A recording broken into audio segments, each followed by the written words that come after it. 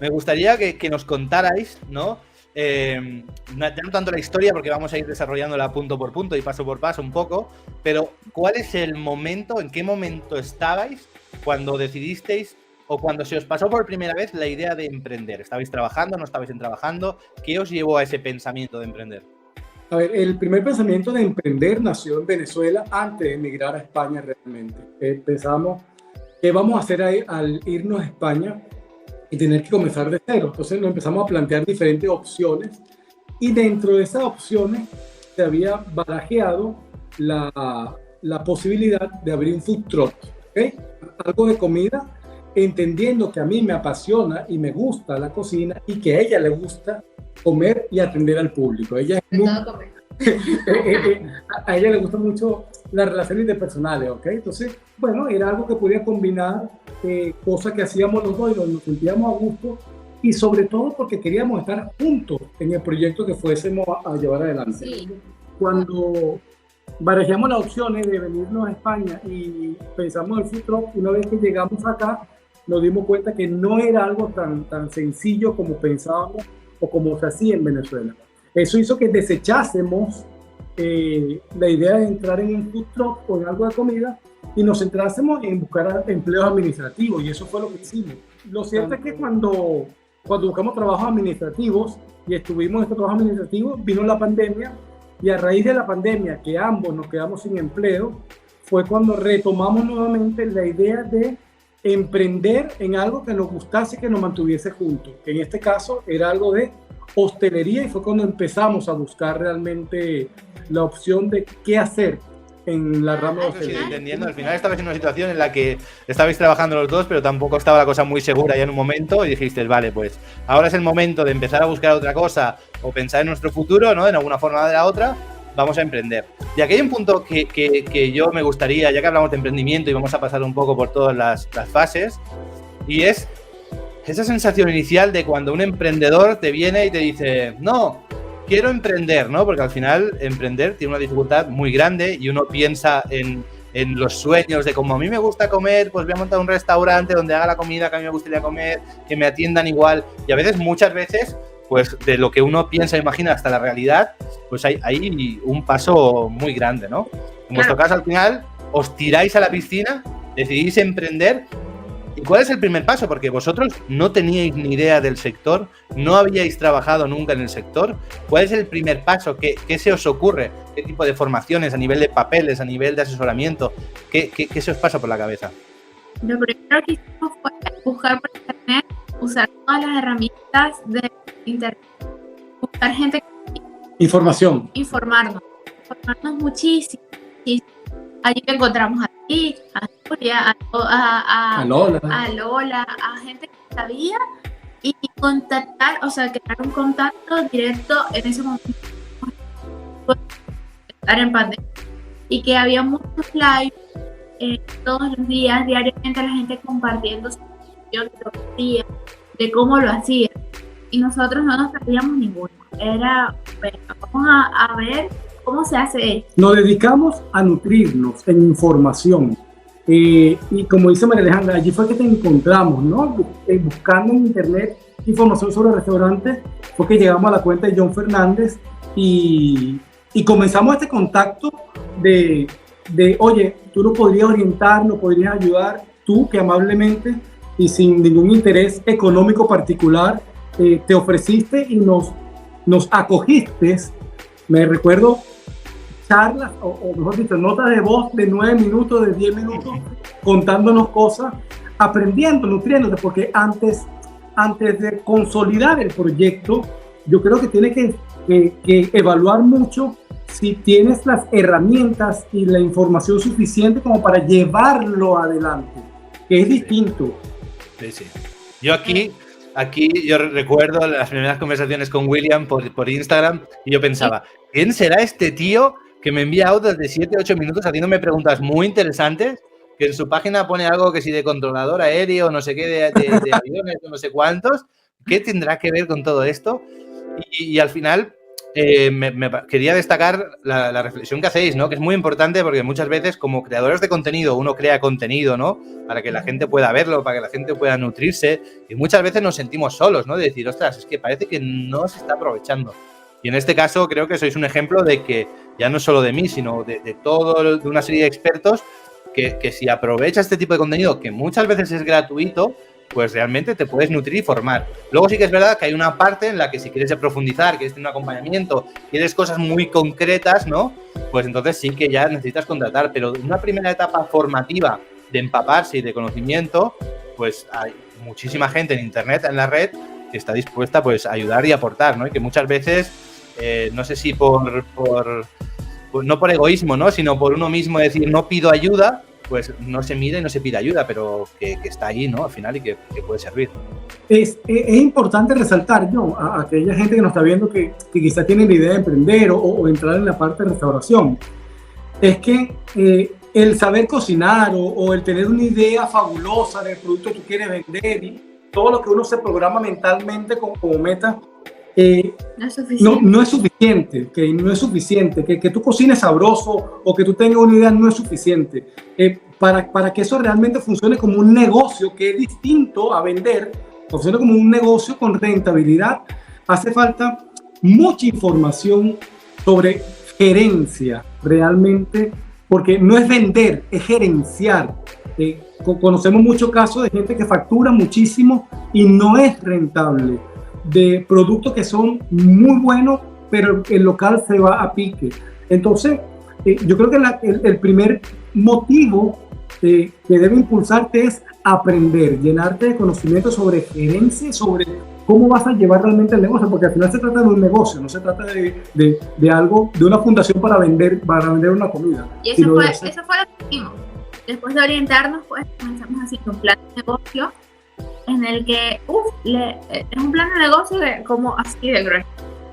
Y allí tenemos tantos detalles de cosas que tú no piensas, que la idea allí pensando que va a ser solo eso, pues no es solo eso, es pensar en la competencia, pensar en cuántas mesas vas a tener, porque si aprendes de las mesas es que vas a tener tu facturación, porque hasta cierto punto las mesas te van a ayudar.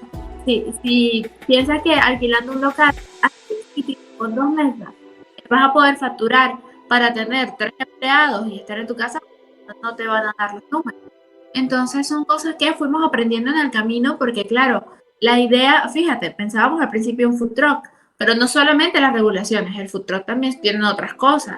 Entonces, claro, cuando te sientas a plasmarlo todo en un proyecto, te vas dando cuenta de que no es tan fácil, que tienes que buscar muchas alternativas. El tiempo que vas a necesitar. Claro. A veces, mira, 1 año, 2 años antes de ver ese negocio abierto, que tienes que hacer un plan de negocio. O sea, para mí 3 pasos, para intentar cerrar esta primera pregunta que nos hace. La idea que tú tengas, el por qué y para qué, por qué lo quiero hacer. Porque si es por simple dinero, óyeme, hay muchas cosas que dan dinero o dar la misma cantidad de rentabilidad que no necesariamente es un restaurante. ¿Okay? Estamos hablando de una rentabilidad posible de entre 8 y 15% para hacerlo rentable. Tú me dirás, yo me corregirás. Sí. Y hay otras cosas que dan ese 8%, ese 10%, una inversión inmobiliaria. O sea, hay otra alternativa. Pero ¿por qué quiero un restaurante y para qué lo quiero? Y después sentarte a hacer el plan de negocio. Ya esas 3 cosas son pilares fundamentales para tú comenzar a tener una idea de si va o no va en el camino correcto para ti ese negocio. Sí, hay una cosa que quiero decir aquí, porque se me ve la cara de orgullo, ¿no? Porque cuando empezamos a hablar al principio con William y con María Alejandra, ¿no? Ya no solo por mí, sino por todos los expertos que han ido pasando por sus vidas y demás, pues al final tenían una idea mucho más, tenían una idea muy clara del planteamiento, era claro, de que querían formarse, querían crecer y hacer las cosas bien, pero con el tiempo han ido evolucionando y ahora los escucháis hablar. Y yo muchas veces el otro día le pregunté a William, ¿no? Bueno, ¿cuándo te vas a venir conmigo a asesorar restaurantes, ¿no? Y María Alejandra igual, o sea, son un máster que luego vamos a entrar en algunas decisiones que habéis ido tomando, ¿no? Y quiero preguntaros cómo las habéis tomado, pero que desde luego pues hay un crecimiento brutal y que al final yo siempre digo que para ser rentable no es tanto que te hagan las cosas, no es tanto... es aprender a hacerlo, ¿no? Para mí, por ejemplo, cuando yo enseño a alguien, pues que si lo control de los números y tal, no es tanto el hacerlo yo como si fuera una gestoría, porque para eso ya tenemos el gestor. Es aprender a tomar decisiones, a mirar nuestros números y a aprenderlos nosotros, ¿no? Y creo que vosotros sois un gran ejemplo y os lo aplaudo porque, o sea, lo habéis clavado y ahora lo vamos a ir viendo conforme vayamos avanzando. Quería deciros, ya habéis tomado la decisión de emprender, por qué queréis emprender, todo esto... Pero llega el momento de dar un paso más. ¿Qué viene? ¿Ese plan de negocio? ¿Qué viene? ¿La financiación? ¿Qué viene? ¿El local? ¿Teníais dinero ahorrado como para decir nos metemos en el negocio? ¿No teníais y teníais que conseguirlo? ¿Cómo fue toda esa parte, ese primer paso? Nuestras finanzas eran unas finanzas paupérrimas. O sea, no llevaba control de nada. Bueno, pagaba la tarjeta de crédito, algunos meses. No teníamos educación financiera, no teníamos educación financiera. Cero. Aunque teníamos de esta información que puede encontrar, pero no había un control real de finanzas internas como debería ser, de cuánto gasta, cuánto entra, cuánto ingresa, cuánto estás gastando, qué estás gastando cada cosa. ¿Y en qué lo estás gastando? Y en qué lo estás gastando, y lo primero que teníamos que encontrar era el dinero. Y recuerdo que el primer control de gastos que hice de casa, porque claro, teniendo el dinero que es para un negocio, ya sin percibir, porque ya en ese momento no estábamos trabajando ninguno de los dos, pues teníamos que regular mucho más nuestras finanzas internas para que no se nos fuera el dinero que era para el proyecto en cosas nuestras.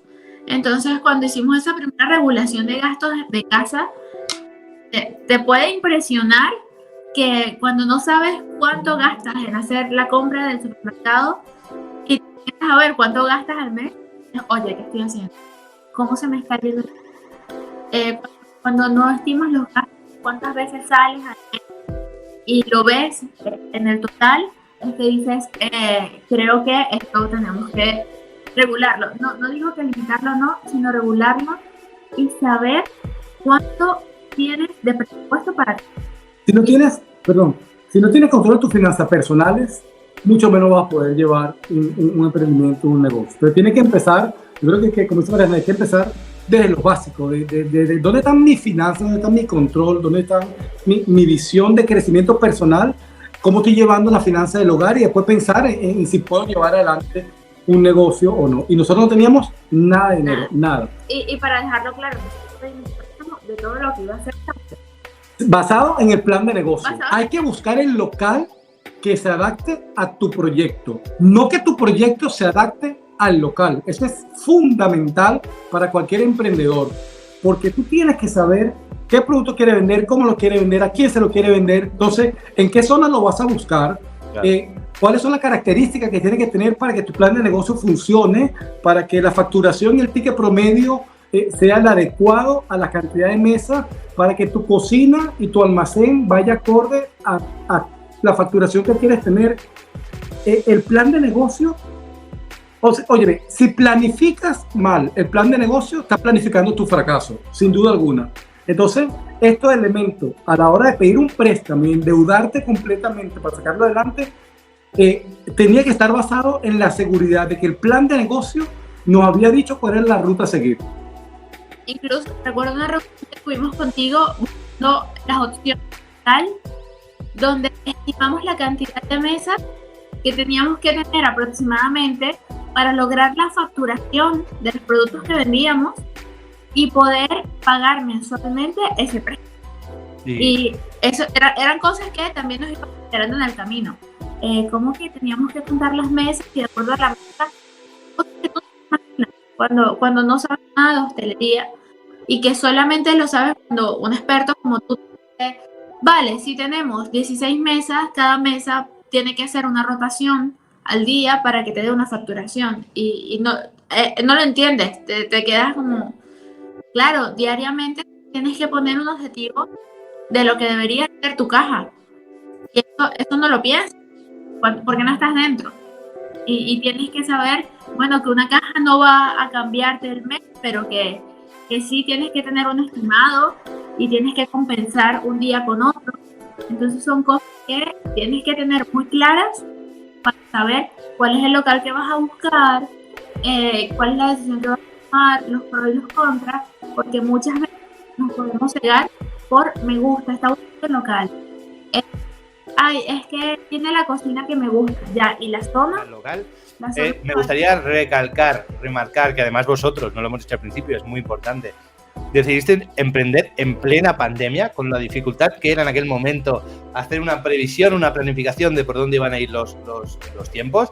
Pero bueno, ya teníais el dinero, teníais el local, y entonces, ¿qué? ¿Contratasteis al arquitecto, al diseñador de interiores, vinieron todos los obreros? ¿Cómo fue toda la experiencia con todo eso? ¿Cómo lo llevasteis? Allí fue que comenzaron los verdaderos problemas. Y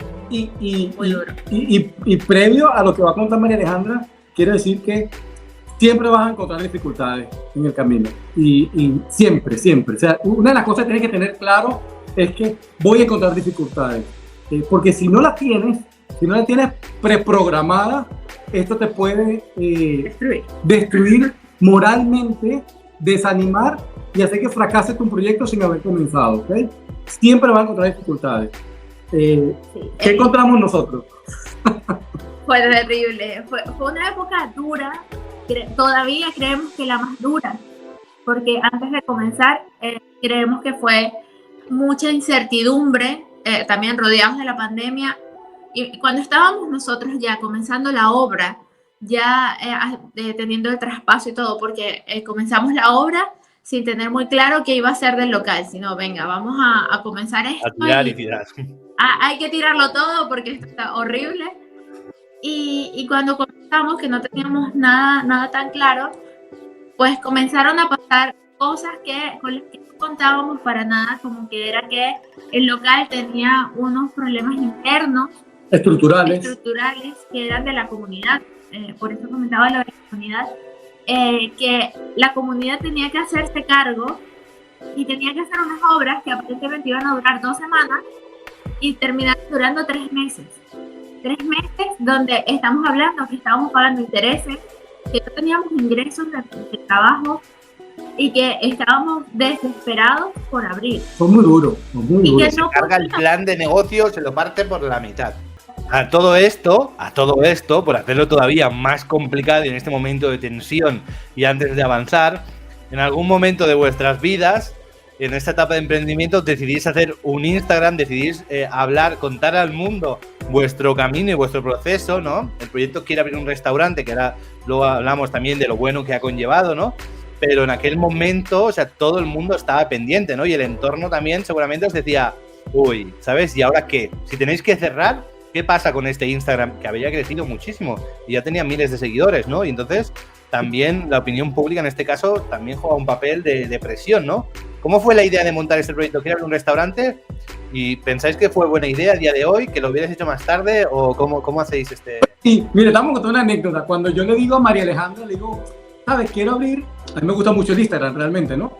Y yo digo, quiero abrir una cuenta donde contemos lo que vamos a ir haciendo a partir de que queremos abrir un restaurante y que no sabemos cómo hacerlo. Y era para resumir la historia a nuestros amigos y familiares y no estar todos los días, oye mamá, hoy hice esto, oye amigo, hoy ya, era, ¿sabes qué? Ponemos la cuenta y que la gente lo vaya mirando por ahí. Y todos los días o semanalmente vamos contando que vamos haciendo. Pero por supuesto, cuando William me dijo eso, yo le dije que porque primero, yo soy un poco más discreta en las redes sociales, entre comillas, paréntesis, etc. No voy allí todos los días agregando contenido, más o menos. Y no solamente eso, sino la presión de tener una cuenta donde estás diciendo un proyecto. No sé si aquí, pero en Venezuela dicen, no cuentes lo que vas a hacer para que se te dé, porque si lo cuentas no se te da. Entonces era una presión social adicional a la que ya teníamos y podíamos que fue así, encontrar gente positiva y gente negativa.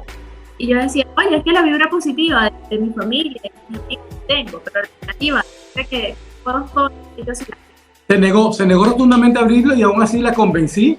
Después me convenció que sí, que pasaba y que era lo peor que iba a pasar, que si no abríamos y no terminaba, ¿Qué? Mira, Y yo, pues nada. yo siempre dije, si abrimos la cuenta, quiero abrir un restaurante para contar esta historia, y no logramos abrirlo, yo creo que va a quedar una enseñanza. ¿Qué fue lo que aprendimos o qué dejamos de hacer para que este proyecto no funcionase? Sí o sí, yo lo veía siempre como algo positivo, como eso que te va a enseñar a ti y a los demás cómo emprender un camino y cómo corregir esos errores posteriormente para fortalecerte, ¿no? Abrimos la cuenta y empezaron a llegar seguidores, y nosotros por esa misma cuenta también seguíamos a otras personas como a ti, como a Nuria, como a Lola, otras cuentas grandísimas que encontramos como Optimiza tu Restaurante, Cheftógrafo, y eso empezamos a nutrirnos, y por allí fue que comenzó la interacción. Y lo que pasó fue que la cuenta de Quiero Abrir un Restaurante fue la que mayor beneficio nos trajo en la formación, y sobre todo en un punto adicional, se empezó a crear una empatía de lo que fueron y son hoy clientes de Sabolé, que nos seguían desde el principio, y esa conexión emocional de haber visto todo ese proyecto creciendo. La gente cuando llegaba decía, chicos, felicitaciones, yo lo sigo desde el principio. O sea, nos ayudó a crecer muchísimo. Nosotros cuando abrimos el restaurante teníamos ya casi 2.000 seguidores, producto de Quiero Abrir un Restaurante. Totalmente. Si os parece, mira, ahora que hablamos de esta historia y luego volvemos ya al punto estructural, ¿no? Y a la apertura y demás, vamos a poner el pequeño vídeo que preparamos del tráiler, porque ahí hay varias imágenes que justo están sacadas de toda esta historia, ¿no? Que al final también sirve para luego pues poder ver este resumen que vamos a ver ahora y que muestra un poco esto que estamos hablando, tanto a nivel de la evolución del emprendimiento como a nivel de estas imágenes y de este proyecto que es Quiero Abrir un Restaurante. De hecho, el título del vídeo, que es Quiero Abrir un Restaurante y no sé cómo, es el primer post de la cuenta de Sabolé. Entonces, empieza así, lo vemos también para poner un poco en situación a los oyentes y seguimos.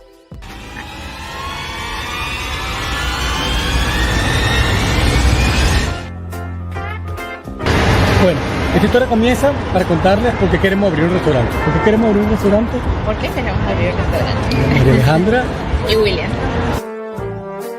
Y se vino formando esta idea de queremos montar un restaurante, pero no sabemos cómo.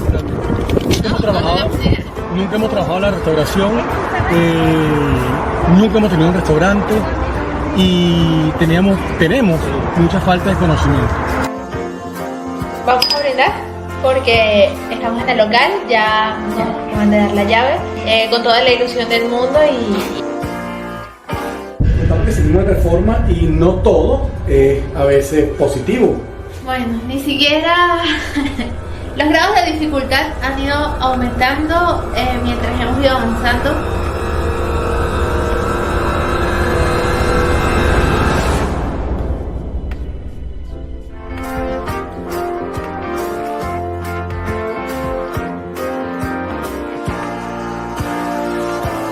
Bueno, aquí estamos, volvimos, estamos un poquito desaparecidos trabajando, pero regresamos a Darles las gracias.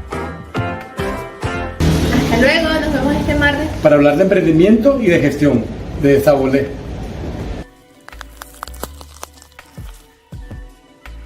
Bueno, aquí hemos hecho un poco de spoiler ya del final, ¿no? De que todo al final pues más o menos es feliz, aunque todos siguen esta vida y todo sigue su camino. Pero bueno, vemos esta cuenta, ¿no? Que decíamos que abriste en su momento contando toda la historia. Aquí hay pequeños detalles. El que quiera ir atrás, recorrer un poco toda la historia y sentirse partícipe, pues como tú decías, todavía lo puede encontrar en vuestro Instagram, ¿no? Sabolé Alicante. Sí. Bien, llega el momento de abrir. ¿Y cómo lo organizáis? ¿A nivel de proveedores? ¿A nivel de personal? ¿Qué pensamiento tenéis? ¿Cómo lo desarrolláis? Bueno, en principio, nosotros en nuestro plan de negocio habíamos estipulado que María Alejandra y yo íbamos a atender el negocio durante el primer año, ¿no? Solamente nosotros, y teníamos la ayuda de mi hijo Keiber para formar parte de ese equipo, porque Keiber, mi hijo, sí había trabajado en restauración aquí en España durante un año. O sea, él se retira de la restauración para también tomarse unos días y apoyarnos nosotros en el nacimiento del proyecto, porque él sí sabía cómo se manejaba la barra, cómo se manejaba más o menos la cocina. Y nosotros tres entonces somos los que abrimos Sabolé. La gestión de administración y proveeduría estaba a nombre estaba acá con María Alejandra, que es la persona que se encarga de los números, gracias a Dios, y de ver y de negociar todos los precios que vayan acorde a lo que tenemos pensado como proyecto y lo que iba a ser finalmente el escandallo de cada plato, ¿no?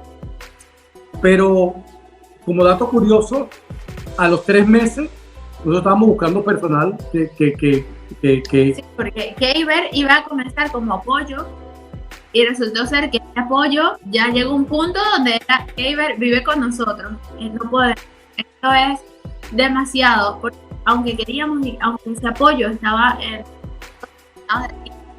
llegó un punto que ya no eran las 10 horas que necesitábamos a la semana, ya eran 40 y que ya nosotros estábamos asfixiados de trabajo.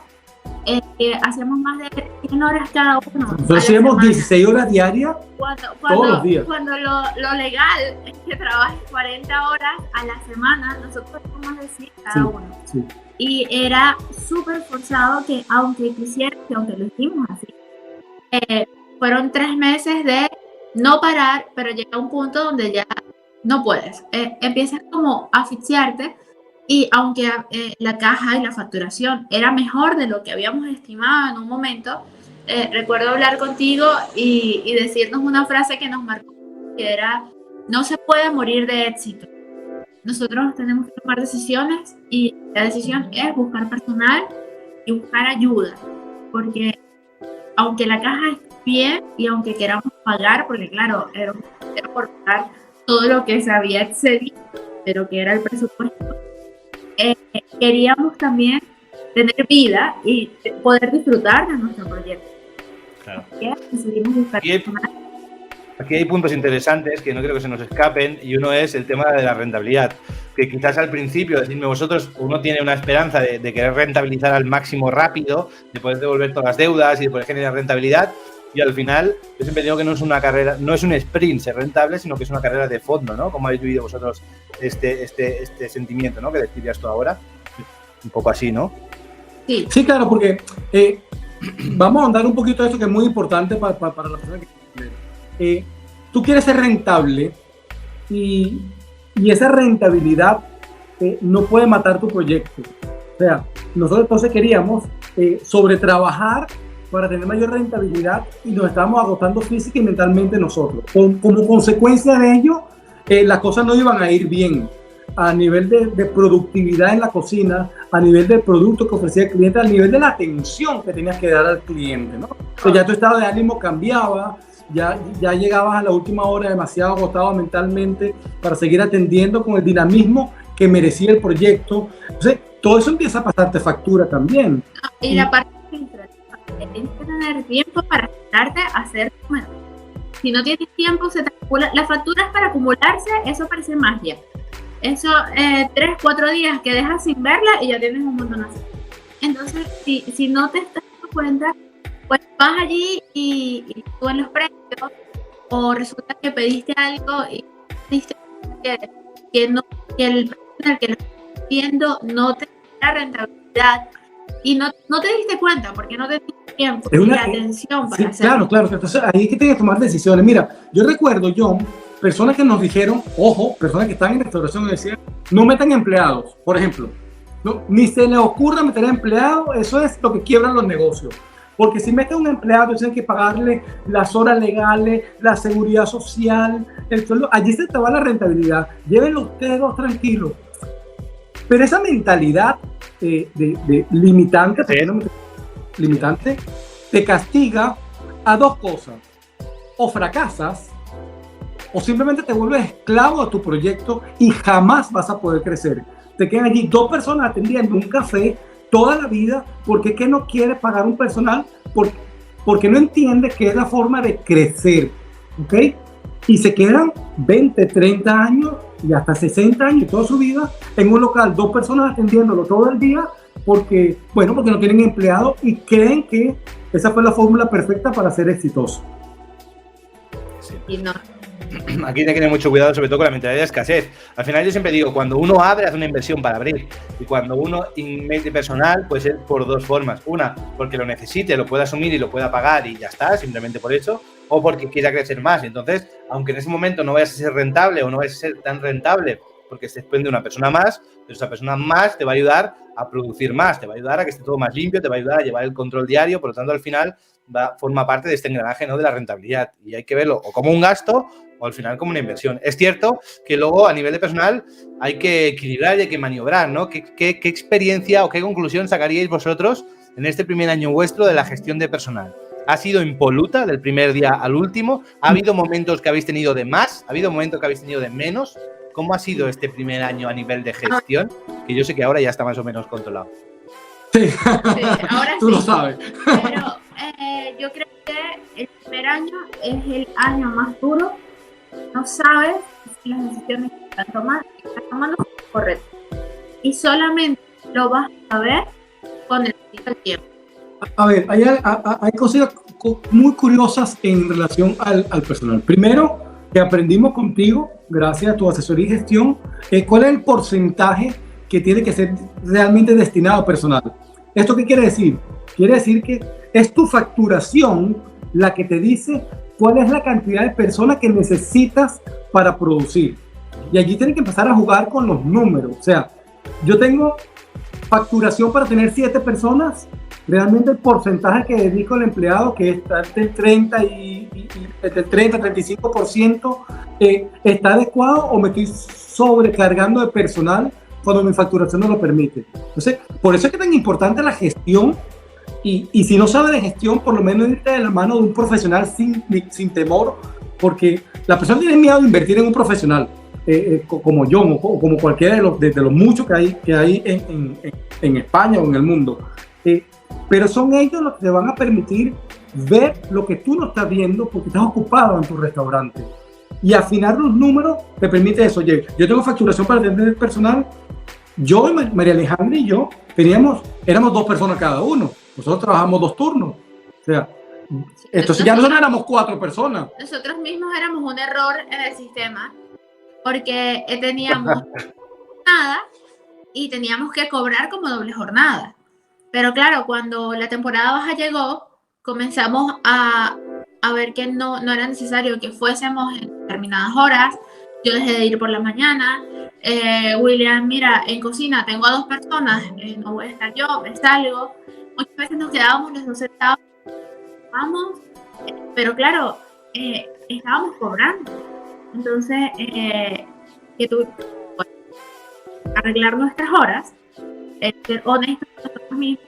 Mira, estamos en la jornada, cobramos lo que cobra la jornada. Tenemos... Aquí, perdón, no se ha escuchado esa última parte. William, si puedes hacer un resumen, por favor. Que adaptar los horarios, ser sincero contigo mismo, con tu proyecto. Ojo con eso. Hay muchos emprendedores que abren el negocio y entonces se ponen el sueldo o por encima de lo que tiene que ser, no, porque yo soy el dueño y quiero ganarme 2.500 euros mensuales, ¿ok? O como el negocio no está dando, voy a cobrar solamente 600. La verdad es que si algo aprendimos de John era que ponte el sueldo que corresponde al empleado, no a ti, al empleado que está haciendo ese cargo. Si yo tengo el cargo de chef en el Sabolé, yo me voy a poner mi sueldo de chef y ese es mi sueldo. Si el número está en rojo, tengo que trabajar para que ese número vaya en positivo, y si el número está sobrevaluado, tengo que trabajarlo para equilibrarlo. Pero cuando eres sincero con tu proyecto y con tu número, es cuando tú realmente puedes observar hacia dónde vas. Nosotros éramos 4 personas, nosotros 2. Entonces tuvimos que nivelar eso para que la rentabilidad fuese a mejor y la productividad del equipo fuese más eficiente. Hoy en día el equipo, gracias a toda esta evaluación durante todo este primer año, que tenemos 1 año y 2 meses abiertos, es lo que nos sirvió para optimizar la plantilla sin tener que salir del personal. Seguimos, nosotros no hemos nunca sacado a nadie de plantilla desde que abrimos Sabolé. Lo que están integrando sigue siendo parte del equipo, pero hemos estado trabajando toda la gestión del empleado, del número, para que esto sea óptimo. Claro. Aquí hay varios temas que me gustaría comentar. Uno, a nivel de calcular el personal, que muchas veces hemos comentado el sesgo un poco de la escasez, de no contrato, yo estoy solo yo y hago 200 horas a la semana y yo puedo con todo y no contrato para no perder ni un euro. Y luego está, curiosamente, el punto intermedio es lo difícil de encontrar. Está o este punto o muchas veces el de descontrol. Te empiezas a contratar a una persona y pierdes el miedo y, uy, tengo un grupo de 10, que vengan 2 personas. Uy, que tengo mucha pena ahora, que contrato 5. Y al final empieza a haber un descontrol, ¿no? Parece que están como los dos lados, y creo que es importante llevar este análisis a nivel de personal, sobre todo mensual, de ver cómo evoluciona, ¿no? Para tomar decisiones ajustadas a la realidad. Ni de más ni de menos. Luego, a la hora de emprender, está la dificultad de la temporalidad, que también comentabais vosotros. Es decir, yo afronto un mes de marzo, por ejemplo, que es mi primer mes de marzo, y yo no sé si me está yendo bien o me está yendo mal, porque no tengo la referencia de un año anterior, ¿no? Entonces esto complica mucho más las decisiones y no sé cuánta gente va a venir, cuánta gente no va a venir, por lo tanto da un poco de sensación de descontrol que con el tiempo, conforme va avanzando el tiempo, pues uno se va regulando.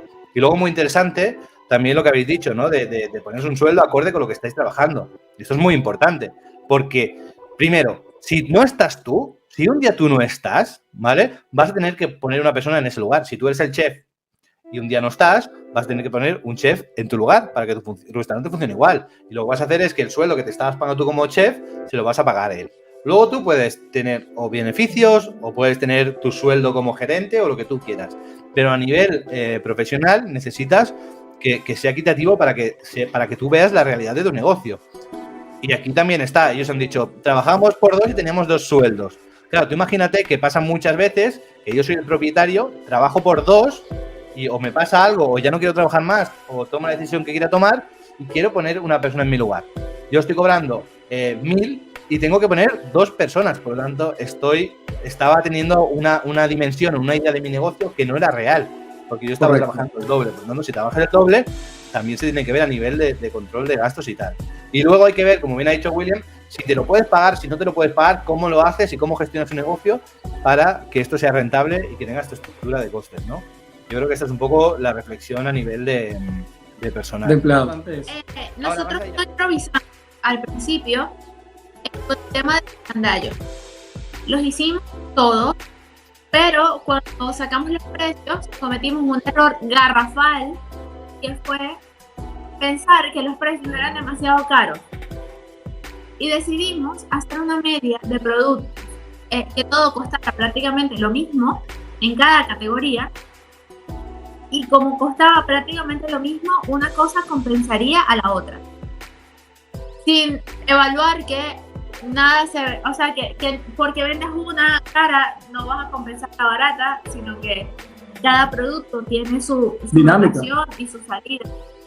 Aparte, no tomamos en cuenta el tema del IVA, no tomamos en cuenta el tema de impuestos, y resulta que pusimos precios súper tirados porque pensábamos desde nuestra ignorancia que así íbamos a atraer más gente y que no importaba si, bueno, nos sacrificábamos un poco porque queríamos que la gente probara nuestro producto. Eso era morir de éxito. Esto tuvo como consecuencia que tuvimos los primeros 3 meses tanta demanda que aunque la facturación fuese muy alta, la rentabilidad era poca, y aunque la facturación fuese muy alta, el trabajo era tanto y desgastante para nosotros que no compensaba eso y teníamos que regular la oferta y la demanda y buscar el error. ¿Dónde estaba el problema? Lo hablamos contigo. Oye, pero la rentabilidad es pequeña en comparación a lo que debería ser. Y resulta que decidimos que íbamos a subir los precios y se iban a sacar los estándares como eran, se iban a sacar con sus precios, con su IVA, con todo, y que íbamos a regular la oferta. Y así fue. Nosotros regulamos la oferta de nuestro local porque en vez de atender 3 mesas y ganar X, atendíamos 2 y ganábamos eso.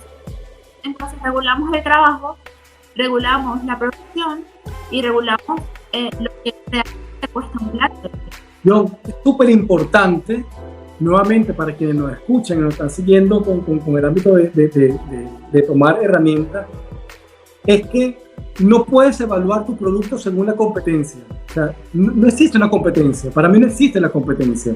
Tu producto es tu producto. y el cliente que va a consumir tu producto tiene que saber cuál es el valor agregado que tiene y la calidad que tú estás ofreciendo, no porque el otro la venda más barato, sino porque tú tienes un producto diferente o mejor o peor, simplemente diferente, ni mejor ni peor.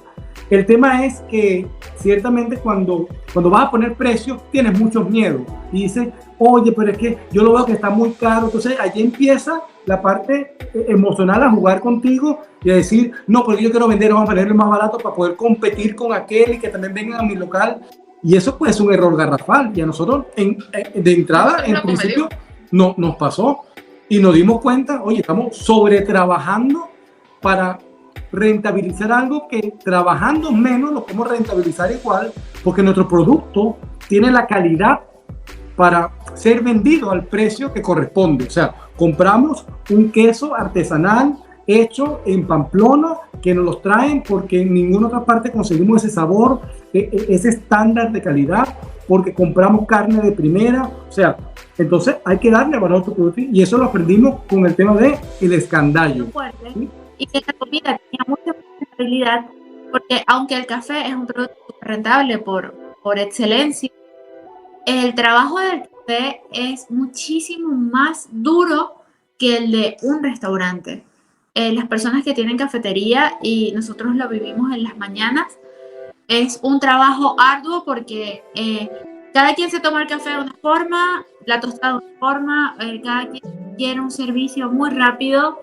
Y tienes que tener un dinamismo muy, muy alto en el personal y el control del salón para que las cosas vayan bien. Y la rentabilidad, aunque es mucha, de un café es poca en cantidad. Por tanto, si vendes un café en 1.50, pues sí, vas a ganarte 0.75. Pero ¿cuántos cafés tienes que hacer para hacer 50 euros? Ahí están un poco los números. Que es la diferencia de cuando vendes platos elaborados, pues en un plato la rentabilidad va a ser de 4 euros aproximadamente de plato, y ya es mucho más fácil llegar a números que te puedan respaldar personal, alquiler. Entonces esta parte nos hizo entender que aunque la cafetería es muy rentable porque la rentabilidad es alta, los precios son muy pequeños para que puedas vivir. Sí, a ver, también es algo interesante, John. El público te va dirigiendo también, o sea, el público te va marcando el camino. A veces piensas en una cosa cuando dices de proyecto y el mismo público te va enderezando. En nuestro caso, el público nos empezó a desmarcar de la cafetería hacia el restaurante. Entonces, el público no venía por... A ver, en principio, la estrategia funcionó. Abramos una cafetería y vendamos algunos productos venezolanos como la arepa, la cachapa y los tequeños. Ya, hasta allí. Poquito. Dos tipos de arepa, 2 tipos de cachapa y los tequeños. Eso es lo que pensamos en principio.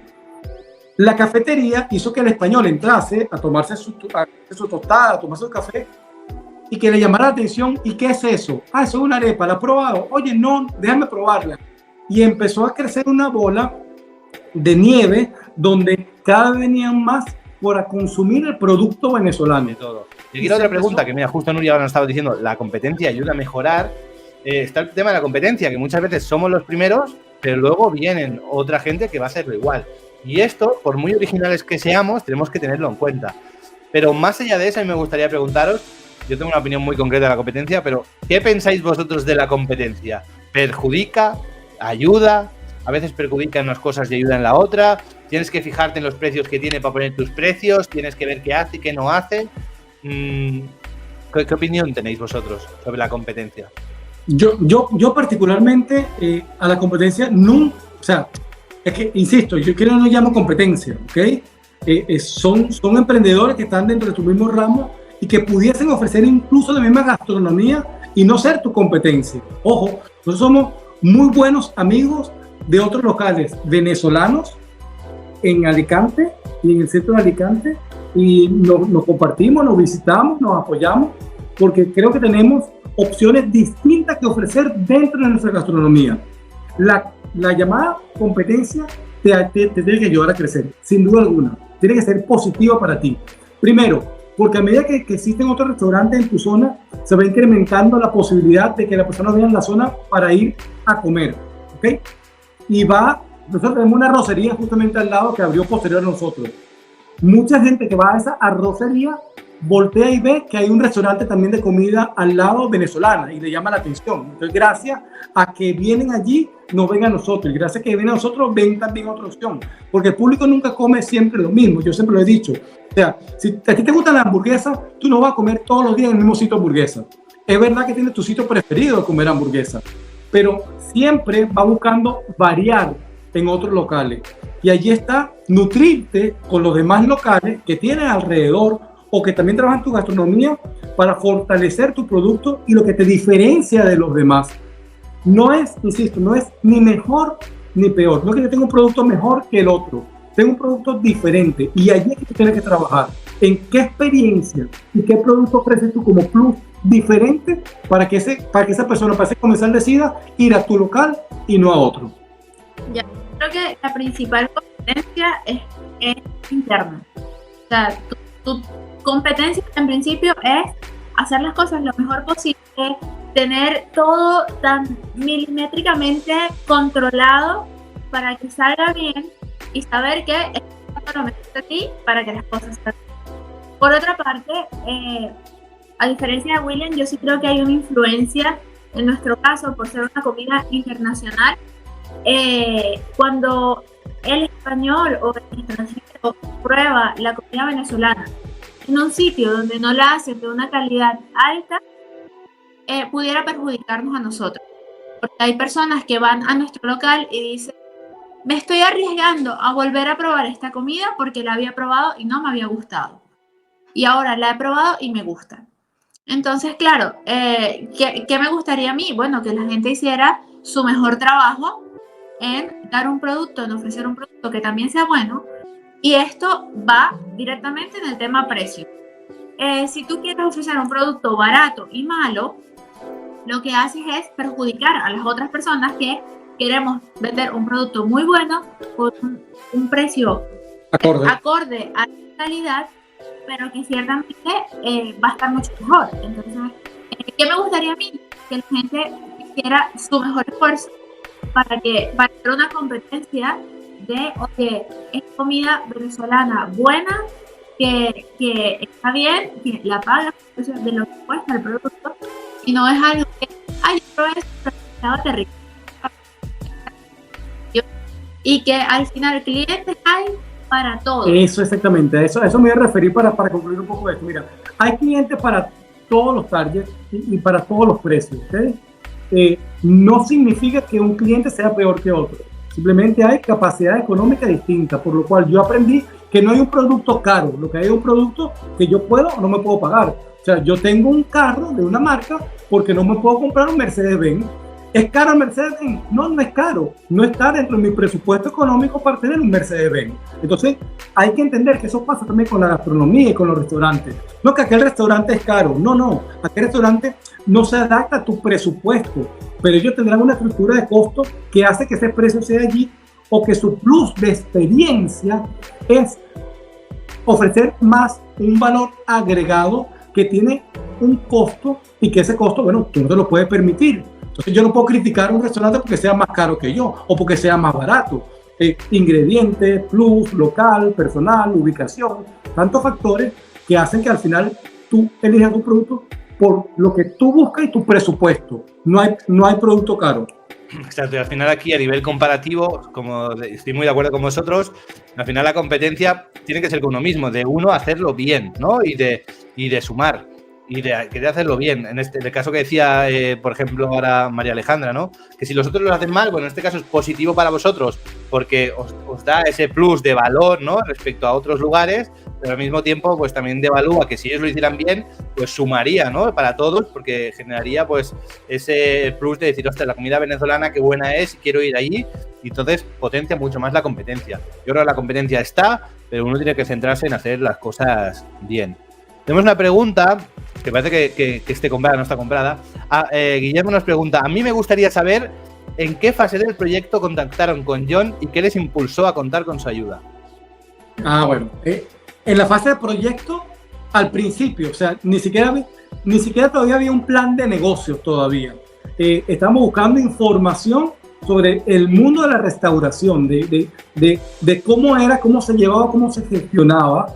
Y allí encontramos a John y yo empecé a intercambiar mensajes con John sobre, o le decía lo que me gustaba o le preguntaba la duda. Yo siempre estuve abierto a ayudarme, insisto, sin ningún valor de costo de honorario, sino a ayudarnos a entender lo que él quería expresar dentro de su cuenta. Posteriormente, a medida que fuimos avanzando, John como otra cuenta nos llevaban de la mano y ya llegó un momento que cuando decidimos abrir el local, inclusive después de abierto, cuando comenzamos a trabajar la gestión, dijimos, oye, vamos a necesitar una orientación más específica en la gestión y ahora sí vamos a contratar a John, además que ya teníamos la capacidad económica para hacerlo también, cosa que John nos había apoyado siempre de manera voluntaria, para poder entonces decir, oye, necesitamos que tú tengas este trabajo, que tú nos ayudes con la gestión del restaurante, con la revisión de esos números mensuales, trimestrales, semanales. Mira, yo recuerdo un día, y todavía no teníamos contratado a John, de que nos habíamos quedado sin producto ese día. O sea, nos petaron y nos quedamos sin producto y yo me quería poner a llorar porque no sabía qué hacer para abrir el día siguiente. Y eran como las 10:30, 11 de la noche. Yo me atendió la llamada telefónica, una videollamada, perdón, y estuvo como 40 minutos hablando con nosotros, diciéndonos lo que teníamos que hacer, cómo teníamos que hacerlo para abrir el día siguiente y no morir de éxito. Eso nos dijo ese valor agregado de persona que tenía yo aparte profesional. Y por eso fue que decidimos tenerlo contratado y la persona, bueno, nada. Siempre. Voy a llorar y todo. Siempre he estado presente en los peores momentos y en los mejores, porque dudas siempre son. Hay que preguntarle a John, no sabemos qué hacer. Vamos a hablarlo y la comunicación y tus conocimientos que son excelentes. Es lo que nos ha orientado a tomar decisiones positivas para Sabolet. Que no se equivoque la gente, John, y esto creo que lo hablamos recientemente tú y yo, en pensar que John es el salvador y el que te va a garantizar el éxito de tu negocio. No, John, como cualquier profesional, es un orientador que te va a dar herramientas. Pero esas herramientas tienes que trabajarlas tú. Tienes muchísimo trabajo. Finalmente eres tú el dueño del negocio. Porque todo lo que es datos, todo lo que tú vas a analizar te lo tenemos que dar nosotros para que tú sepas cómo estamos. Y ese trabajo tenemos que hacer nosotros. Claro, si John no puede decir muchas cosas y si nosotros no lo ponemos en práctica, a ver. Que quienes te quieran contratar, que sepan que tienen un arduo trabajo y una responsabilidad y que realmente están interesados de explotar eso y todo ese conocimiento que tú tienes, que es el que nos ha ayudado a ser rentable, pues está primero de aquí y luego de tu parte. Súper, sí, totalmente de acuerdo con esta última parte, ¿no? De hecho, recuerdo momentos, ¿no? Pues al final, y de la importancia de destacar aquí la importancia de los números. Ya no es solo la mía o la del restaurante, ¿no? Sino la importancia de los números. Ha habido muchas veces, ¿no? Al principio, sobre todo, no, vamos a hablar. No tengo los números pasados a tiempo, que por eso también la importancia de descansar, que decía María Alejandra antes, ¿no? De tener tiempo para poder llevar esto al día. Yo sí recuerdo, o sea, si no hay números, yo me lo puedo inventar, pero no podemos hacer un análisis real de lo que podemos hacer. Recuerdo muchas veces hablar de esto, ¿no? Entonces, es muy importante llevar los números al día y a partir de ahí, pues, maniobrar. Y aquí yo siempre digo que pues, al final hago de espejo, ¿sabes? Y que, pues, al final todo lo bueno que se está pasando porque lo merecéis. Yo creo que todos los que están en este directo, han estado viendo este directo, lo han podido captar, que tenéis una capacidad increíble para analizar y para gestionar el negocio, que estamos a un año de arrancar prácticamente, un poquito más, pero que seguro que vais a tener mucho éxito. No sé si queréis hacer alguna conclusión final, algo que queráis decirle a emprendedores, futuros emprendedores, que nos hayamos dejado o que pensáis que sea de valor para ellos. Tiene la frase que me encanta de ella. Siempre me hace decirle que no dejes que tus miedos sean más grandes que tus sueños, porque aunque hay mucho por delante, pues, ¿Puedes repetirla, William? no que Cámbiate el pinganillo. ¿Tenéis pinganillo? Cambiar los pinganillos. Es su voz, es su voz. no es su tenemos, voz. soy yo. Que no A dejes ver, que, repite. que no dejes que tus miedos sean más grandes que tus sueños. ¿Sí? Que siempre tienes que saber que tienes la fortaleza y la herramienta para salir adelante. Piénsalo, siéntate, hazte tu revisión personal también de cuáles son tus fortalezas y tus debilidades para que puedas saber de qué tamaño es el proyecto que quieres llevar adelante. Y no tengas miedo de emprender, y del único miedo que tienes que tener es de la ignorancia. O sea, aprende, busca, prepárate y sobre todo déjate guiar por personas que tengan experiencia dentro del mismo ramo que tú quieras emprender. O sea, allí no es un gasto, allí es una inversión y vale la pena para que puedas consolidar tu proyecto a futuro. Sí, estoy totalmente de acuerdo. Yo voy a sumar una frase mía. Bueno, por aquí felicitaciones, tiene mucho criterio, os lo habéis currado un montón, qué buena frase. Buenos días, saludos desde Madrid, la gente está muy, muy contenta con todo lo que contáis y muy de acuerdo. Yo siempre digo que la realidad siempre es peor de lo que uno espera. Entonces, a la hora de emprender, está bien lo de los sueños y los miedos, pero que seamos siempre prudentes. Porque si luego las cosas van mal, pero tú ya tienes planificado que te va a ir mal al principio, porque al principio es difícil, pues es una cosa. Pero si tú ya piensas que no tienes que formarte, que no tienes que aprender, que bueno, al final escojo un local, una oportunidad, abro y empiezo a trabajar y ya está, pues luego te vas a llevar muchas hostias, ¿no? Por lo tanto, es mejor planificarse al máximo, porque por mucho que te planifiques, siempre pasan cosas, como ha dicho William antes. De hecho, ya por acabar, William y María Alejandra, una pareja que se ha preocupado por lo que han dicho, ¿no? Que si el suelo, que si poner el suelo que toca, que si tal, mirar todas las licencias, todo súper legal, todo súper bien hecho. ¿Y qué pasó ya, por último, y para acabar, con la campana? Muy rápido. Tuvimos problemas después, ¿no? Sí, mucho problema. Sin entrar en detalles, pero estaba todo súper planificado y al final hilos sueltos que te fastidian toda la planificación. Entonces, hay que planificar y tener en cuenta esto, que siempre la realidad suele ser peor que lo que uno piensa o planifica. Hay que andarse con cuidado. Alguien acaba de comentar algo que estar preparados para escuchar cosas que te hacen ruido, y nosotros estamos con John por lo realista que es a la hora de decirte las cosas que están pasando en tu restaurante que están haciendo mal. Sí, el polimalo. Sí, mis empleados me dicen, ya hablaste con John, porque yo salgo de las reuniones. No busques, oye, yo siempre he dicho, no busques un socio que piense igual que tú, que sepa hacer las cosas como las haces tú y que tenga las mismas ganas que tienes tú, porque entonces no lo necesitas, estás tú. Siempre tienes que buscar esa voz que te hace reflexionar y te va a dar nuevas herramientas para tú ser mejor persona y mejor proyecto. Tomar las críticas constructivas y seguir. Mucho trabajo, John. Estamos 1 año y 2 meses. Dentro de 1 año volvemos a hacer el live y contamos entonces cuál es la verdadera comparativa entre el año pasado y el nuevo año, ¿no? Que hicimos mal todo el año pasado. Exacto. ¿Qué estamos haciendo mal? Que ya el año que viene le diremos que Pensamos que hoy que estábamos haciendo súper bien y que nos hayamos equivocado, ¿no? Eso en el segundo live. Un placer. Muchas gracias por estar aquí. Espero a todos que les haya gustado. Nos vemos pronto. Claro que Gracias, sí. John. Gracias.